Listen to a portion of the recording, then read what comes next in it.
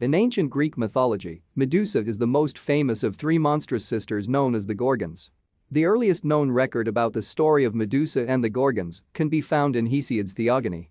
According to this ancient author, the three sisters, Steno, Euryale, and Medusa, were the children of Phorcys and Ceto and lived beyond famed Aesinus at the world's edge hard by night. Of the three, only Medusa is said to be mortal. But she is also the most famous, and the myth of her demise at the hands of Perseus is often recounted. Why did Medusa get cursed?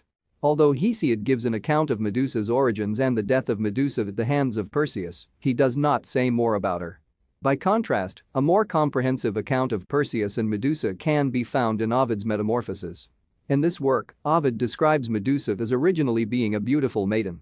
Her beauty caught the eye of Poseidon, who desired her and proceeded to ravage her in Athena's shrine.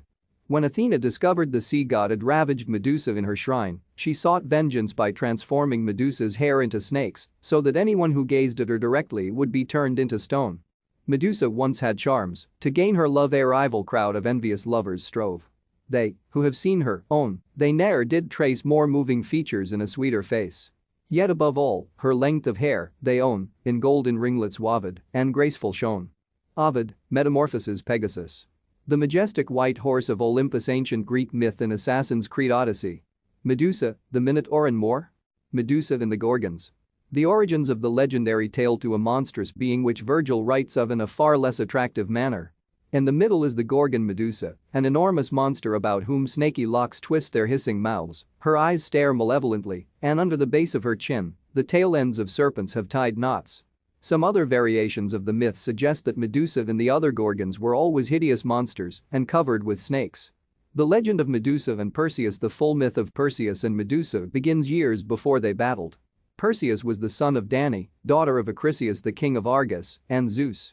The god had impregnated the princess in the form of a shower of gold after her father had locked her away upon learning from an oracle that he would be killed by his grandson.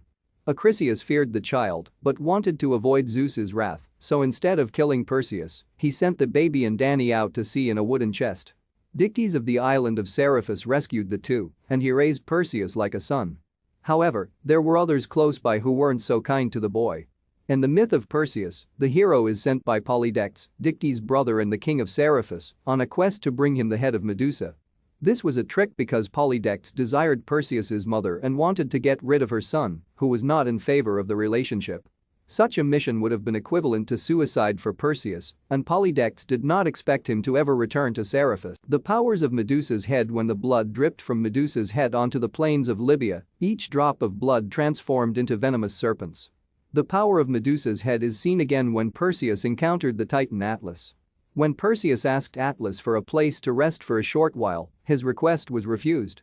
Knowing that he would not be able to defeat the Titan with brute force alone, he took out Medusa's head, and Atlas was turned into a mountain.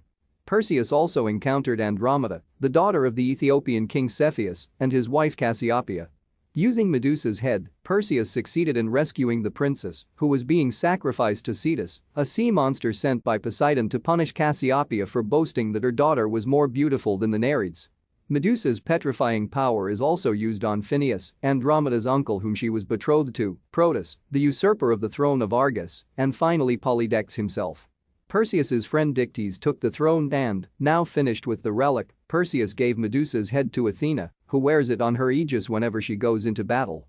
Keeping the Medusa myth alive. Although Medusa is commonly regarded as a monster, her head is often seen as a protective amulet that would keep evil away. In fact, the name Medusa comes from an ancient Greek verb meaning to guard or protect. The image of Medusa's head can be seen in numerous Greek and subsequent Roman artifacts, such as shields,